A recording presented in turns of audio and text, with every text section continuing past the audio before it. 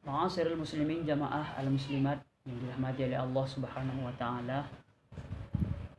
Kembali kita berserah diri kepada Allah Subhanahu wa taala. Kemudian mari kita berselawat kepada Nabi Muhammad sallallahu alaihi wasallam. Allahumma shalli wa sallim wa barik alaihi. Mudah-mudahan kita semua mendapatkan syafaat beliau di yaumil akhir kelak nantinya, amin ya rabbal alamin. Kembali kita bertemu dalam kesempatan ini, bahwasanya dalam pertemuan kali ini kita akan masih berbicara tentang konsep zakat, yang mana beberapa hari yang lalu saya sudah menyampaikan tentang terkait zakat. Yang pertama pengertian zakat, kemudian ada namanya hukum zakat, kemudian ada namanya prinsip-prinsip zakat, landasan hukum zakat baik itu secara agama maupun secara perundang-undangan. Maka kali ini saya akan membawakan zakat tentang kisah atau histori bagaimana zakat itu dari mulai awal diturunkan oleh Allah Subhanahu wa taala sebagai wahyu, diperuntukkan untuk Nabi Muhammad, kemudian sampai kepada zaman Khulafaur Rasyidin. Di dalam Al-Qur'an, di dalam surah Al-Baqarah ayat 110, bahwasanya bismillahirrahmanirrahim, wa aqimus shalat wa atuz zakat wa ma tuqaddimu li anfusikum min khairin tajiduhu 'indallah innallaha bima ta'maluna basir. Ayat ini adalah terkait tentang bagaimana Allah mewajibkan kita untuk yang namanya menunaikan zakat. Karena ibadah zakat ini adalah merupakan ibadah zakat yang paling penting bagi umat Islam. Kenapa? Karena di dalam agama Islam ada dua dasar yang harus kita laksanakan dengan sebaik mungkin. Yang pertama itu adalah rukun iman, 6 perkara. Kemudian yang kedua itu adalah rukun Islam yang 5 perkara. Kedua rukun ini harus kita laksanakan dengan secara bersamaan. Tidak boleh timpang tindih. Kita lakukan rukun iman tapi tak kita lakukan rukun Islam, salah. Kita lakukan rukun Islam tapi tak kita lakukan rukun iman, juga salah. Jadi macam mana Ustadz sebaik-baiknya kita laksanakan dengan secara berbarengan, dengan secara bersamaan. Contohnya, kita melaksanakan yang namanya mendirikan sholat di poin kedua rukun Islam. Yang pertama itu kan mengucap 2 kalimat syahadat, kemudian yang kedua mendirikan sholat. Ketika kita mendirikan sholat tapi kita tidak berkiblat kepada Allah Subhanahu wa taala, maka sholat itu akan menjadi sia-sia. Karena salah satu poin pertama di dalam rukun Islam itu namanya beriman kepada Allah.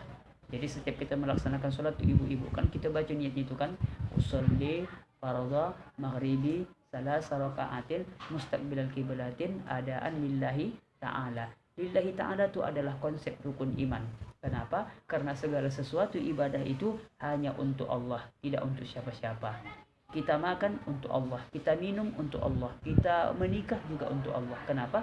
Karena semuanya itu adalah perintah daripada Allah Subhanahu wa taala. Jadi ayat yang saya bacakan tadi itu adalah merupakan ayat yang diperintahkan oleh Allah Ta'ala untuk yang namanya menunaikan zakat. Setelah kita melaksanakan sholat, maka tunaikan zakat. Aqimus sholah wa atuz zakat. Jadi itu konsepnya.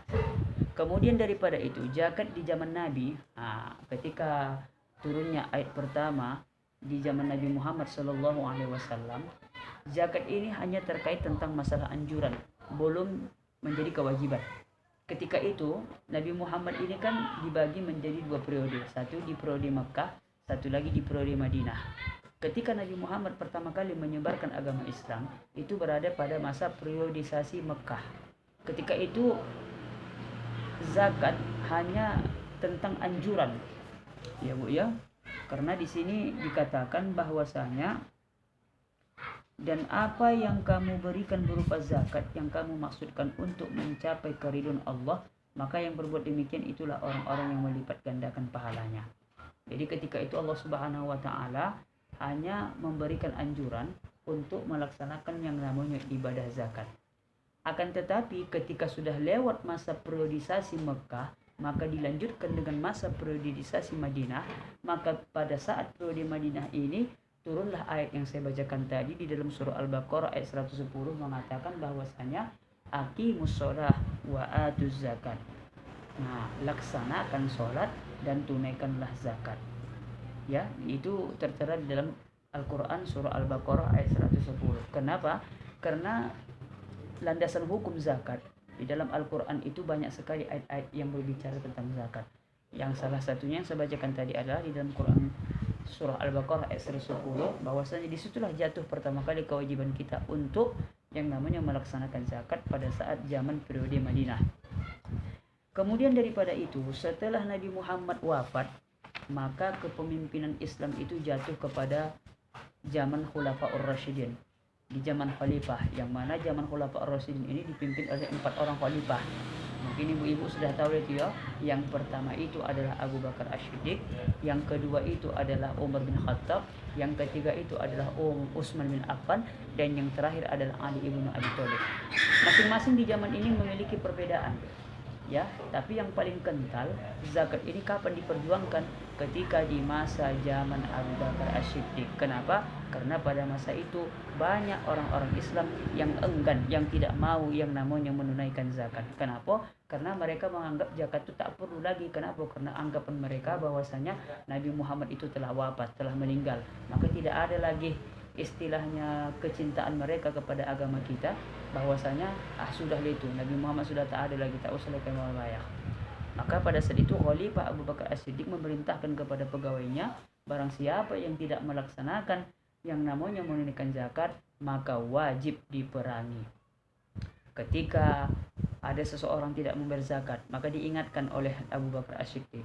Akan tetapi tetap juga menolak, maka itu wajib diperangi. Itu ketika di zaman Khulafaur Rasyidin, khalifah pertama yaitu Abu Bakar As-Siddiq. Kemudian disusul di zaman Umar bin Khattab, kemudian zaman Utsman dan Ali, zakat ini juga menjadi prioritas bagi pelaksanaan. Kenapa? Karena zakat ini adalah merupakan satu-satunya cara untuk bagaimana supaya dapat mensejahterakan perekonomian bagi umat Islam. Kenapa? Karena konsep zakat ini adalah memberikan sedikit harta kita untuk kepentingan orang-orang yang membutuhkan.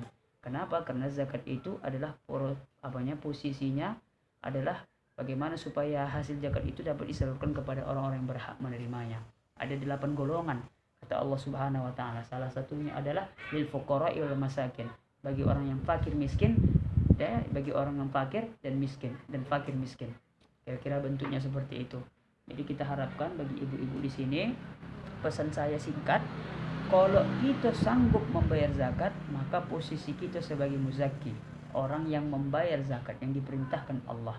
Akan tetapi apabila kita tidak mampu, kita tidak memiliki harta untuk membayar zakat, maka posisi kita sebagai mustahik atau mustahak, sebagai orang yang menerima zakat. Kan simple. Ada duit awak, bayarkan zakat. Tak ada duit awak, maka terima zakat. Itu saja konsepnya. Jangan pada kita bertanya-tanya, apakah aku membayar zakat, apakah tidak. Jangan tanya orang, tanya diri kita sendiri, apakah kita mampu. Kalau kita mampu membayar zakat, maka bayar zakat tersebut. Tapi kalau kita tidak mampu untuk membayar zakat, maka kita berhak menerima zakat dari orang yang membayar zakat kepada kita. Jadi konsepnya seperti itu ya. Jadi saya berharap mudah-mudahan dengan sejarah singkat ini, mudah-mudahan semangat kita untuk membayar zakat itu lebih tinggi lagi. Kenapa? Karena apapun ceritanya, yang namanya firman Allah, yang namanya perintah Allah itu wajib dilaksanakan. Apabila kita tidak melaksanakannya, maka kita akan mendapatkan dosa daripada Allah Subhanahu wa taala. Begitu juga sebaliknya, apabila kita melaksanakan perintah Allah, maka kita akan mendapatkan pahala di sisi Allah Subhanahu wa taala. Demikianlah ibu-ibu yang mungkin dapat kami sampaikan.